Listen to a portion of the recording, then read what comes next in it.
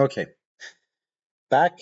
So when you're doing a CMA, what you need to understand is that is the buyer who is deciding, not the seller. Yes, the seller can say whatever they want. They can put a price, etc. But it's the buyer that will actually put their hands. These buyers, they will put their hands in their pocket and they will give the money to the seller. Okay, so the buyer decides. Now, you're doing a CMA, you have to think how the buyer is thinking, okay? Not what the seller is thinking. Because sellers, they have a personal attachment to that property and they think the value is this and that, okay? No, you plan to sell it to a buyer. So make the seller understand with a very gentle tone, though, that the buyer is dictating the price, okay? Whatever they want to pay, that's the real price, not whatever the seller wants to get, okay? That's different. Now, when you check, you're checking the property. First is property price. First, check the very last sold properties around. Set a physical boundaries around that neighborhood. Okay, it might be a big avenue, it might be a park, it might be any physical element that you see on the map. So set a perimeter and then start doing your research. If you don't have enough sold properties at the particular time frame, let's say first you start with 1 month. Okay, let's imagine I plan to check a house. Now I check for 1 month sold property around that house and similar. Not exactly similar, but very close to that, right? And then if I can't find any, then I have to expand my, zone, my zoning. So my zone, like I may pass some physical boundaries. I will check another avenue as well, very close, very similar. Don't forget, again, from the buyer's perspective, if I am the buyer, I'm okay to walk 5 more minutes, right? I don't necessarily stay in that block unless if that block is very, very particular and, things like that. But most of the time, I just give you a few examples in North Vancouver, but I mean you can extend this to any area. Let's say I'm in central Lonsdale. Okay, sure. I can just move like 500 meters to east or west as well. I don't mind. I can if I find something nice, I can go to North Lonsdale. Why not? Uh, I can go to Delbrook. I can go to many other areas. So as long as the school is okay, right? I don't expect a fantastic school. As long as the school is okay, yeah, I don't mind moving. I don't mind driving 5 minutes, 10 minutes. North Shore is small.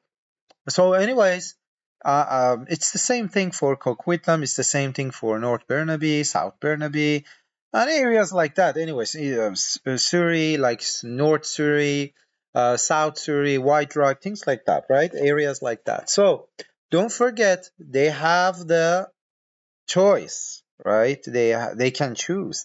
So, buyers basically, it's not only the area that you are selling that property, they have the potential to move, right? So you need to consider those concurrent as well that are already listed. Okay, so now you have your area, uh, and around that as well you have the property to check. Now it's the status of that property. I can tell you by experience, the first thing most people, especially when they are like a family, they pay attention to the kitchen, right? So if you have a good kitchen, it definitely makes a difference. Okay. The general appearance of the property, like cleanness, or it's just messy, dirty, these things count. So maybe you check one property, 4 bedroom, plus one basement, and you check another one, very close to that one, sold, but the other one was very clean with a nice kitchen and maybe two renovated bathrooms. So that's a huge difference, right? A property that you have in hand in this market, in this actual market, when it's in original condition, is extremely hard to sell, because the person, actually the potential buyer, is totally different. The target consumer is different. Most people actually who are buying a property that needs a TLC and renovation, these people are investors, or people who they possess some cash, right? Because if imagine you plan to renovate, I don't know, a house, fully renovated house, you need to spend at least 20K to 100K in it, right? So you need to have that cash. So most people, they don't. Most people, they go for a mortgage, so they prefer something clean, right? So your target market is different here. Your target market is extremely limited, or investors, or only and only people with cash, right? With minimum 200 cash plus the down payment that they have to use. And imagine when the property is, I don't know, like 1.8 for a property that needs lots of renovations, like in North Vancouver. 1.8, it will be the minimum, right? So imagine they have to have that down payment, they have to that equity in hand, and they have to have 200K in cash to make it that property nice and very pleasant. So you have, when you're doing, finally, long story short, when you're doing a CMA, you need to understand that the buyer is choosing, and you have to check that CMA based on the buyer's eye, not the seller's eye. Oh, I forgot to mention something. Check your concurrent. Actually, check other listings in the market. If you have product A with some features, and you have product B listed already with similar features, right? Then, hey, the buyer, potential buyer, if you put like a high price, then they will go for the other one, right? So be careful about what you're doing in regards to the CMA, and be careful about what you have already in the market. Some people, they call me and say, "Hey, Amir, what do you think about this property? The price is okay. I mean, I checked all my sold, properties like last, I don't know, 60 days, things like that. And then when I go and check it, and then I see, well, there are many other listings, so the potential buyer, they have other options. Why going for this one, right? Because there are other factors actually to consider. So when you're doing a CMA, please think about the buyer and not the seller. Okay. Now, it talks about the title, the property title. So you won't need to search to do a title search, because we do it at the brokerage level. The very first day that you sent your listing to the brokerage, well, you know what? We will do a title search and we will upload it into Real Desk. It's the screen that you have in front of you. We will send it here, and you can download it and upload it into Paragon. Paragon. Okay. I'm just checking other things. Now, let's see what we need uh, for our listing. Okay, so I forgot to mention something else is you have to actually talk to the potential seller because you never know, you may not get the listing. So you need to talk to them and ask about their intention for the future, right? See what kind of plan they have. Then you may come up with some idea for them. Don't forget, the whole idea is to help the consumer. Most people, they think we are here to make money. No, we are here to render a service first. Then, when you have that kind of mindset and attitude, trust me, you will make money. Okay? The money is the result of your good action, right? And your good service. So forget about the money, forget about the commission.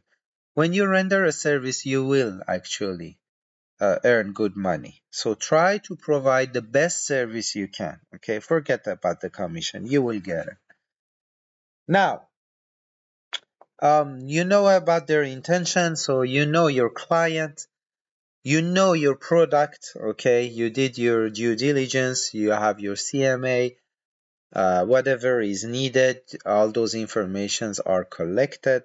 So now you know your client, you know your product.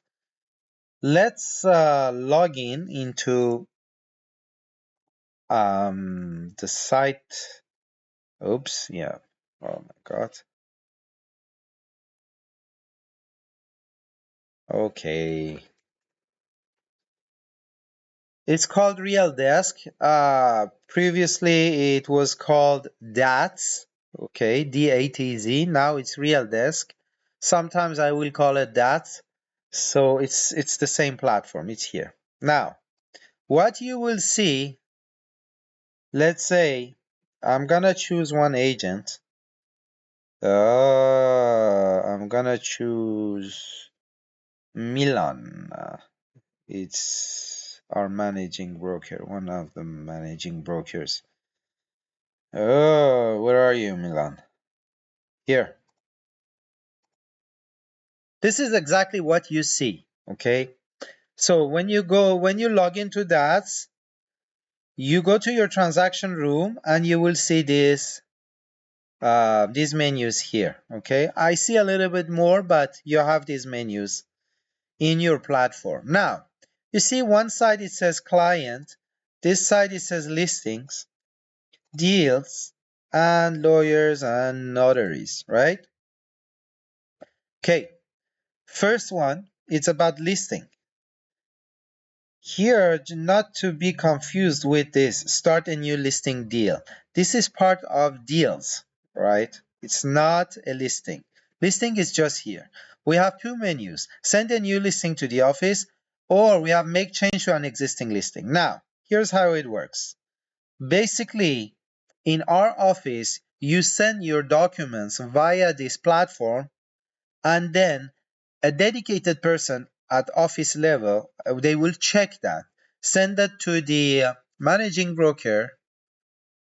The listing is being rechecked and then signed and sent to the board. Okay, so different people and several stages. At any point, it can be rejected. For I personally have my listings rejected all the time. The reason is I forget to enter some data. Okay, that's me. You may have other issues, that's okay. Don't be offended when a listing or any document gets rejected. Just correct it and send it back. Now, I press this button, send a new listing to the office here. I have to choose a client. If I don't have any client listed here, you just go to add client, and anything you see with a star, see, it's mandatory. So first name of the client, last name of the client, the rest is not mandatory. So I scroll down. For the source, just choose one source. On these two, you don't need, you put your name, you assign a realtor, it says like, it's Milan, right? So I have to choose Milan. And here, Milan. Choose the type, so it's a listing, and then whatever your source is, let's say referral from a previous customer, a happy customer. Then I press save. At this point, I will have the client created. Now, you may ask, okay, hey, Amir, I have two sellers on title, right? Just enter one. You don't need to enter both. Okay, now, send a new listing to the office. I go here, I choose the client I just entered, submit, okay? Now, it says listing type. Is it a residential? Is it a pre-sale, industrial, commercial, blah, blah, etc. Most of the time, and for now, you will deal with a residential property. Do I have an MLS number? No, it hasn't been generated by the board. So, no MLS, that's it. Price. My seller asked to put, I don't know, 1.2. Okay, that's the price of the listing. Activation date, 4 days, about 4 days before the listing is live, you can submit your listing to the office. That's my suggestion. 3-4 days. You can do it within 2 days or even 1 day. But if you do it the very last day, expect some delays because it might be rejected and you need to do some corrections. So, suggestion 3 to 4 days. Now, expiry. The expiry date, minimum 90 days. So let's say my activation date is tomorrow. Okay, assuming I have all those documents. 90 days after I choose the date. Okay, so 90 plus 1. Then the address of the property, city, province, and postal code. If you have any note for this, just mention it. And then the easy part before hitting this button submit, you have different documents to upload here. All the mandatory documents are in red. So, disclosure of representation, data entry form, MLC privacy notice, request, and FinTrack and FinTrack PEP. Now, a few comments about these. Okay, first one, we have to review all these forms in another video together, but for now, disclosure of representation, I'm sure you know this form. Basically, this form doesn't need to be signed by the client. It's just your signature. Do not forget to sign it, okay? When do we actually provide this form and sign it? So I usually sign it in front of my client while I'm explaining my duties. You know what? Don't make it complicated about duties. I know BCFSA, they ask you to explain all those details that are mentioned. By experience, I'm telling you, they don't care. They choose you as an agent, okay? You just very politely explain them that I own you this duty, this, and you sign at the bottom part of it. When do you do that? Before rendering a service. Okay, that's the perfect timing. That being said, I know many agents, they have an accepted offer in hand, then they go and do, as a buyer's agent, by the way, they do their paperwork uh, way after. Okay, don't be that person. So, disclosure of representation during your meeting with your client, you just explain them what you own them, and you just say, hey, you know what? I have some boring paperwork here. We have to do. We have to go through them.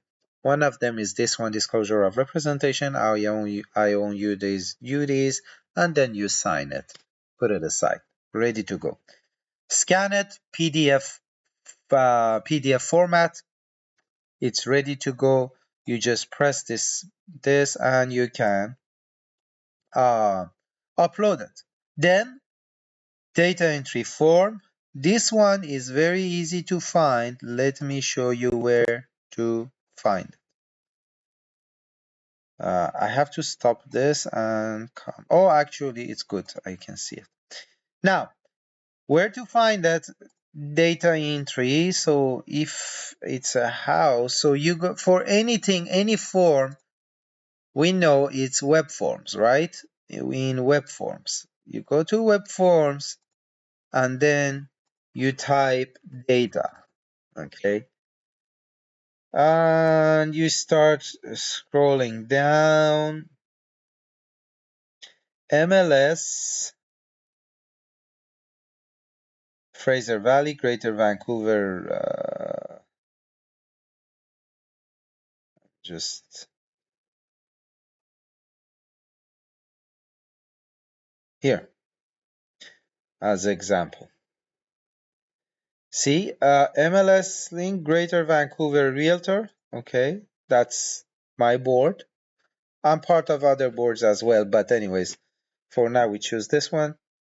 Residential data input from this one is for attached properties. Let's say condo. Okay, this one is for detached properties. So I just choose this one, create new form from the server, create a new standalone form. So for now, we just create a new form. Waiting, loading, waiting, still waiting. Oh my God. Still waiting. Yeah. Okay. Thank you, Kriya, and thank you, Web Forms. Anyways, so these forms, you have to complete them, right? You go through these forms and you complete them. Now, when you complete them, you save them and you upload them here. How to upload? Again, you press, the form is saved here, you just upload it. MLC, which is the multiple listing contract, a very important form. Look at this, MLC. Multiple listing contracts, British Columbia Real Estate Association. Okay, so just give me one sec. I will send you a few examples of this MLC. It needs to be completed. The most important part is this section. It talks about the commission that you get. But for now, we are just in this platform. So once the MLC is complete, is signed by your client, everything is good to go, you upload it here. Privacy and consent notice. Again, web form, just type, let me see, yes, no. Privacy notice and consent, okay, this form. So, you know where to find it, complete it, it's easy. And ask for signature. If there is a strata, if the property you're dealing with is a strata, it has some strata documents, okay? The minimum thing you need is, there is a form, again on web form, request for strata corporation records and documents. That being said, what we really need is those strata documents. How do you get those strata documents? Well, each strata, they have a management company, right? You just communicate with that company, or you go, most of the time now it's all online. You go into their website and you can order those documents basically, right? I will tell you later what kind of document do you need, but for instance, let's say you need a strata plan, you need 2 years minutes, you need Form B, insurance certificate, you need a depreciation report and things like that, right? So when you order it, I don't expect you to upload all those documents and pages here. No, just the receipt. You will get an e-receipt or something similar to that. It's a file, usually a PDF file. So as a proof of your order, you just upload it here. So instead of the request for Strata Corporation record and documents, you just upload that receipt. Okay. FinTrack PEP, politically exposed person. Don't ask me why it's needed. This is FinTrack. It's a federal organization, basically. They ask us this. We ask our agents to provide that. Now, first three section of the FinTrack politically exposed, just type that. You will find it on web form again.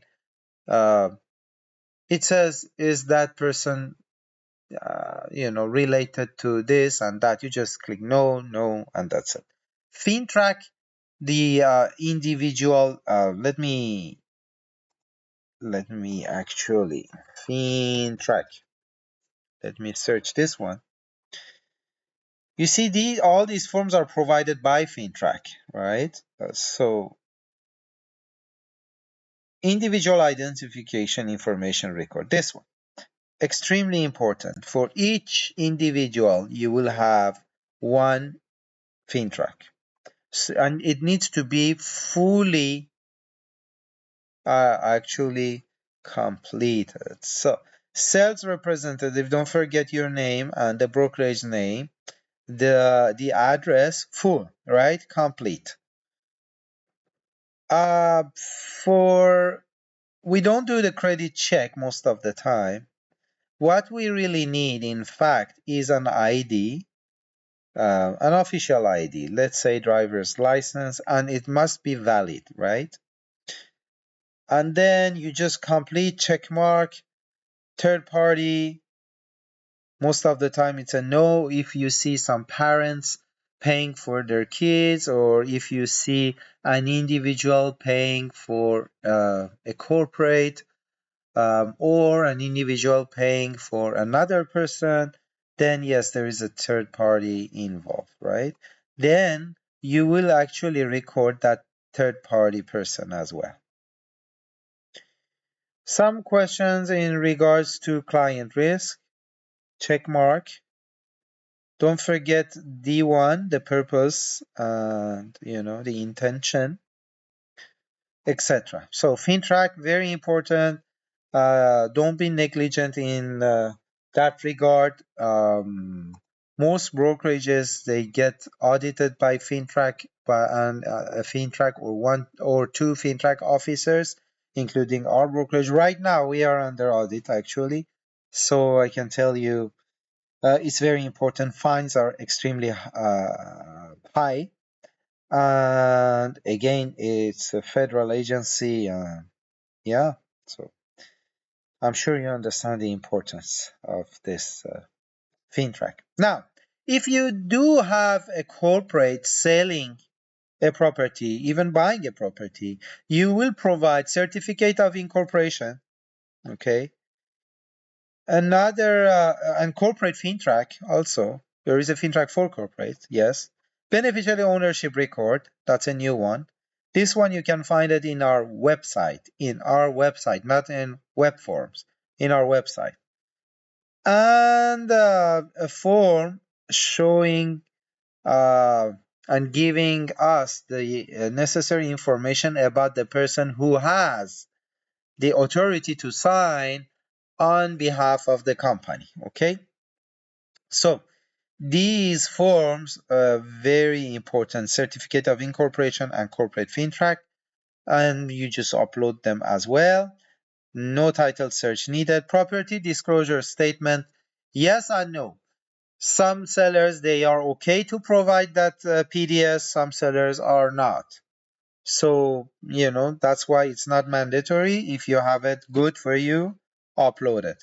Again, the PDS form is available in web forms. Okay, so let me check for web forms. PDS. Yeah, property disclosure statement, different PDS for different type of properties. Okay, PDS, residential, British Columbia Real Estate Association. Okay, so we have that. Now that you have uploaded all these documents, well, easy. You just hit this button, submit. Do not forget to use this button. If you, it's very actually, it's a very in a very bad design is not good really. because they put it here. So when we scroll down, then we lose it and we think it's done, and which is wrong. We have to come back up and submit the button. When you submit this button, your listing, including all these documents, they go to the head office and is processed. Usually, if nothing is missing, including some informations in that data entry form, or some signatures on MLC, etc., then the listing is processed within 24 hours. Okay, so you have to plan for that. But if something is missing or something needs to be corrected, then you know what? It will be rejected. You have to correct it and return it again. How do you do that? Make change to an existing listing. So usually it's the second button here. Make change to an existing listing. So you just go there. If there is a listing here, Milan has a listing. So I just go there and you can upload many other things. Okay. The very last one you don't want is this one, listing cancellation. There is a form for that. If for whatever reason your seller is asking for a cancellation, then you will upload it right here. Okay. So that is how you send a listing to the office. Let me stop this recording here.